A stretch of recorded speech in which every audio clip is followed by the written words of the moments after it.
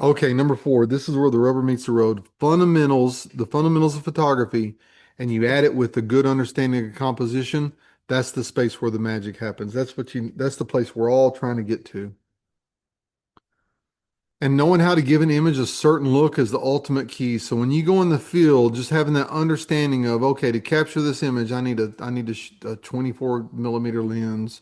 I'm going to need to shoot it at f16 or f22 to get the most depth of field that I can to make sure everything's in focus.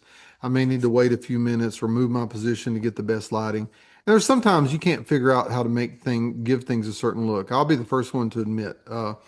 When it comes to landscape photography, there's just some landscapes I can't figure out how to make it look good. And, maybe I need to come back at a different time of the day. I may need to look at it different, may need to take a high angle, low angle, whatever the case may be. Uh, there's a way you can get a certain look in your pictures. And you do that by understanding fundamentals and then adding composition to it. And that's the intersection of magic. And so composition is a learned skill that everyone can improve upon. I mean, including me. When I look at my early pictures I took when I was 16 or 17, or a little bit older than that, I can tell you when I mastered the technical skills of photography, but it took a while to master the artistic skills. And so it's still a work in progress. Every time I go out and take pictures, I feel like I learn a little more and I get a little bit better. And I think that's really the key to is staying humble and knowing we can all improve a little bit. Uh, the and I find too when I'm around people and the thousands of people I've had out to teach photography that the technical skill usually comes first. It's usually the composition that people not I'm not going to say struggle with, but that's the learned skill that's a learning evolution.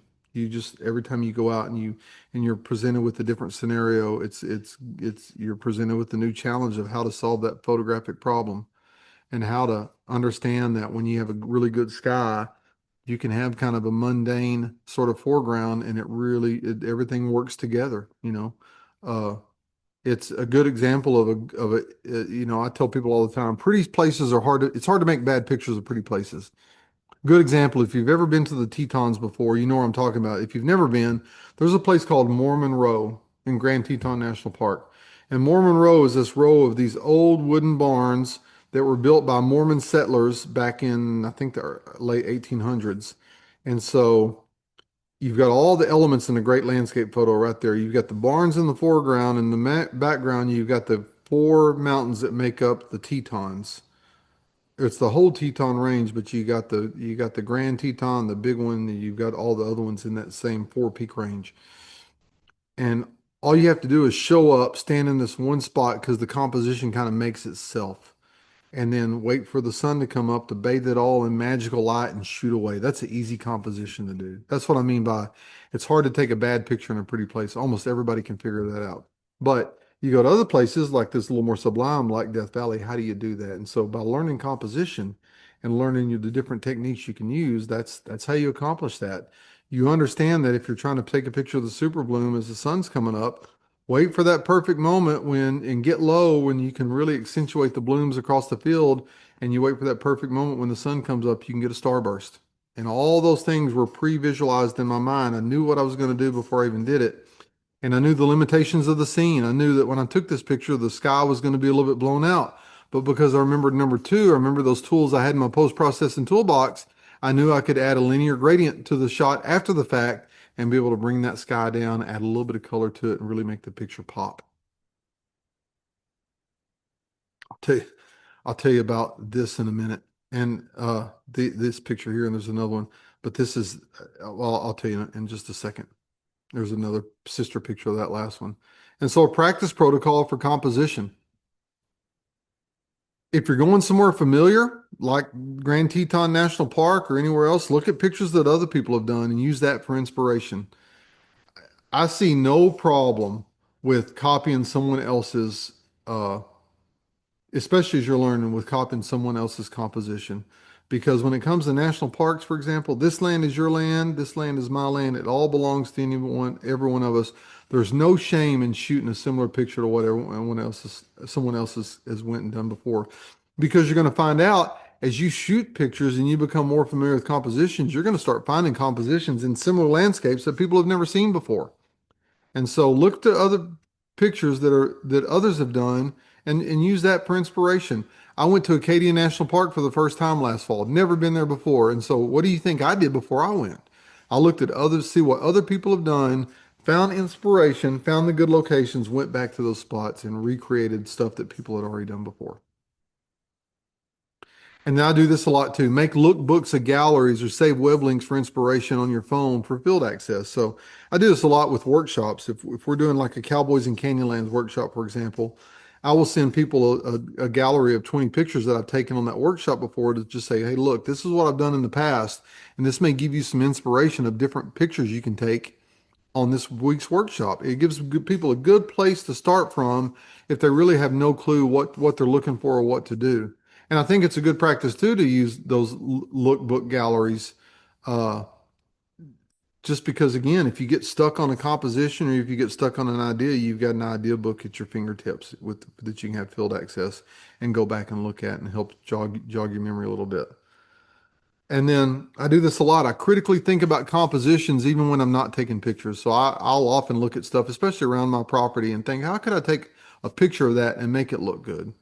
Do I backlight it? Do I front light it? Do I side light it? Do I use rule of thirds? Do I shoot at shallow depth of field? What do I do? And I think about all those things continually on how to critically think about composition when I'm not taking pictures. And then I look at pictures and I try to think what it is do I like about them, and that includes other people's pictures too. Why do I like that? How does it line up with the rule of thirds? That's the basic compositional skill that rule that everybody knows. Uh, are there S curves? Are there triangles in the composition? Is the animal active or static? What are those particular things I like about those pictures? And the more you study it, the more intuitive that it becomes. I don't think that these things necessarily every time I'm in the field. After a while, it becomes muscle memory, it becomes more natural. But those are some things you can do to practice composition and just, again, continue improving your skill set on that. And so, back in Death Valley, I'll go to this one. I shot this picture. It was purposely backlit because I thought it would look cool to have those shadows coming towards the camera, plus just the shadows bouncing across the the octagonal shapes in the mud as well as the tracks that these rocks make. Uh, I thought would be intriguing. And then the last thing I tried to do was shoot at f/22 so I'd get that starburst because I wanted to give it a real kind of desert look. I wanted to look desolate and deserty. Even though the temperatures were mild, I wanted it to look kind of hot, and that's why I backlit this shot. But again, it's got S curves in it. I used the rule of third. I employed two or three different composition techniques to try to lead your eye into it because if you notice, that rock track leads right back into the sun, and all that was done on purpose. All that gets lined up on purpose, and that is a conscious thought when you're trying to line up for composition. But it comes with practice over time. Uh, if you don't know about this place, it's called the Racetrack Playa. And at the Racetrack Playa, up until about, I don't know, 6 or 8 years ago, something like that, scientists didn't know what would cause these rocks to mysteriously move across that playa. They would just come out and all of a sudden there's rock tracks out there, but there's no people tracks around. The rocks would mysteriously move. And they think they figured out why. It's a perfect mixture of moisture and temperature and they think and wind. But I'm going to be honest with you about it. I think they've got a theory, but no one's ever seen it happen before, and I still have a lot of questions. I'm going to point you back to the trip report I released a couple weeks ago at Hackberry Farm. Look at that Death Valley trip report. You'll see some of the questions I still have about that. It's still a mysterious place and it's still a cool place to go see. And this is another one of the rocks there. But even that composition. Rule of thirds. I wanted to, it was on purpose where that rock was placed. And then you got the leading lines leading back to the mountains. That's the track it left. It even has that S curve in the rock, and you can see the triangles of the mountains, the rule of thirds. All of those compositional things go into effect when I line up the camera there. Get through this right quick.